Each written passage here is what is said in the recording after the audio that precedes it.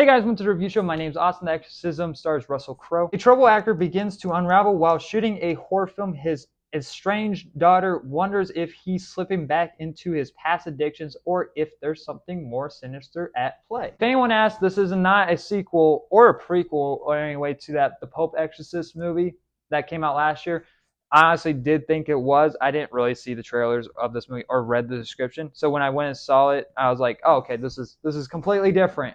He's playing it as an actor who is acting in this film who's a priest. Okay, it's like, okay, cool. Well, good thing I didn't have to sit through a shit show of a sequel of whatever that movie was.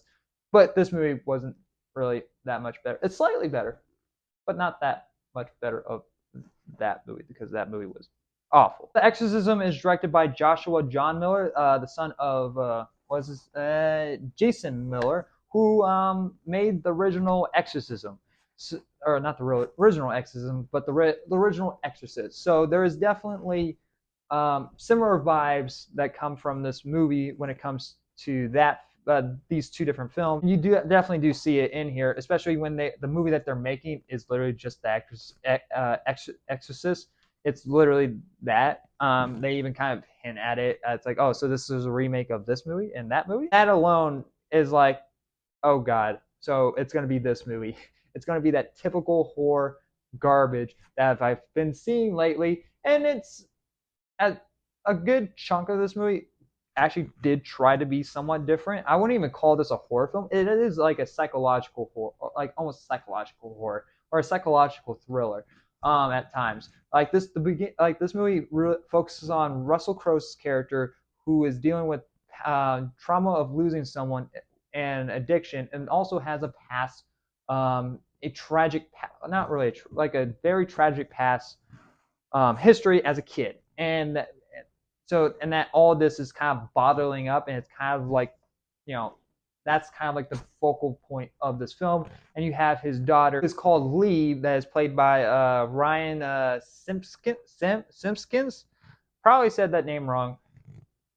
And she, like, honestly, this actor that plays the daughter is a good actor, but I honestly did not give a shit about her character. There's scenes where like her acting like really sells, but it's like she's playing a character that is like really awful, and they don't give you a reason to care about.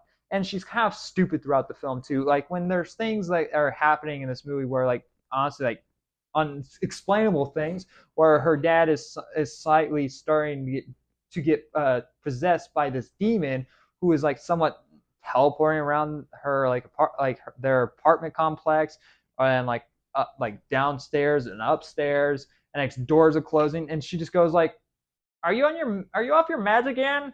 You really should be taking your meds. And she doesn't question anything. It's just like, what is that really the first thing that you're gonna add? Like maybe after once in a while where he's kind of like, maybe like sleepwalking, which is kind of it has an interesting premise, and messing around with like the psychological side is like, that is cool. But whenever you have dumb characters built, like kind of just not even like actually questioning of like after like that one scene of like, okay, sleepwalking, it's like, okay, yeah, that's kind of weird. But then you have someone teleporting all over the fucking place, and like, and doors are slamming behind you out of like nowhere. It's like you're not questioning anything. It's like, and actually go to the exposition of like, or explanation of, are you off your meds? You must be off your meds. And it's like, uh, that's just awful writing. That's terrible character writing. And also, it's like there's like somewhat of a love interest in the film that you don't care about. So most of the characters in this movie you don't give a shit about, besides maybe Russell Crowe's character, tiny bit.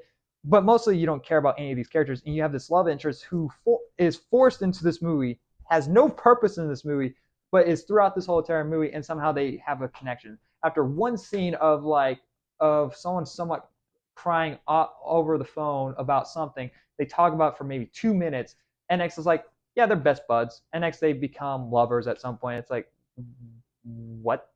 It's like, okay, it's like that just happened. All right. And at some point the movie kind of just drops the whole psychological thing and becomes like The Exorcist, and becomes like this typical horror film that I thought it was originally. Just going into it, it's like it's going to be this typical horror film, and it's like, and next it shocked me. It's like, oh, okay, so it's not that. It's just not really executed well. So I'm giving the film a benefit of the doubt, and I'm giving the film credit. But then it does something. But then the terrible writing is just like really holding back this film.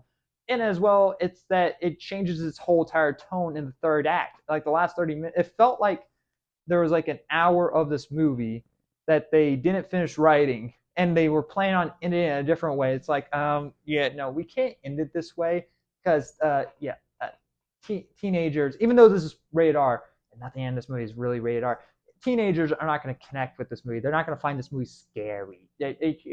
So we're going to have to do the typical horror thing, and it's like, and none of it connects. Like literally, there's one scene in this movie. It's like something very traumatic happens, and it's like, and they don't really explain anything that's going on, or they don't really talk about what happened, and it goes like, I know where he is. And next they cut back to the like to the set where everything is happening, and that's where the movie finally takes place. And it's like, wait, what the fuck?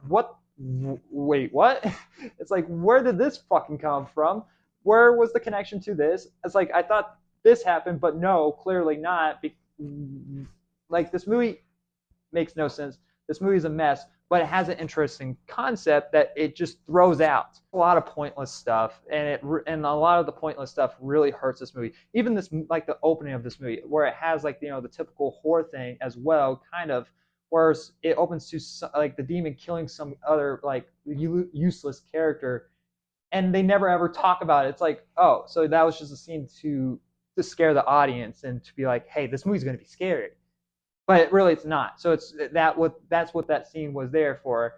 And and it's weird because it doesn't actually connect to anything else to the film either, because someone else dies on the same exact set that this person dies, and when this person dies, they close, like they shut down like the whole production, like they shut down the film. And it's like, wait, so it took this guy to shut down production, but not this. And people are going to say, well, actually, well, if you think about it, technically, they kind of like, oh, strange, one person death, and it's like unfortunate, but we still got to make the movie, so we're going to continue on. But then this person died, and so now there's two deaths. So it's like, well, now we have to kind of shut it down because too many people are dying, or too much stuff is going on set. So the problem is they never talk about that situation that happened at the beginning of the film later on in the film. So it just seems like they backed out at the last second on their own movie. So it's like, oh shit, no one's gonna fucking like this because it's not that typical horror crap. So we're gonna throw this scene at the beginning of the movie, and it's too late to include it later on in the film to make it connect and make sense.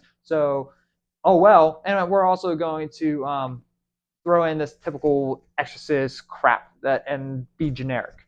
So it just drops everything. So this movie, I'm trying to give this movie credit, but at the same time, chickens out and backs out on its own film, and just becomes this generic ass horror film, and also with terrible fucking character writing besides probably the dad. Like, there's nothing to grasp onto this film, and that's unfortunate. I'm gonna give The Exorcism a D minus. Like I said, this isn't really this isn't really anything new. It's just a generic ass horror film that is trying to play off, not trying to be fucking rude or anything. It just seems like someone's trying to cash grab off their dad's name. That's what it feels like. And I'm probably, if this director ever sees this video, and if I ever work in the film business, I'm instantly getting fired off of his movie if I'm ever working like on a movie with this guy, because that's just kind of like somewhat of an insult. Yeah, no. Anyway, guys, don't go see this weekend. Go see Bike Riders or Inside Out 2. That's kind of my recommendation for you guys. Anyway, guys, thank you very much for watching. Like always, I'll see you guys in the next review. Bye, guys.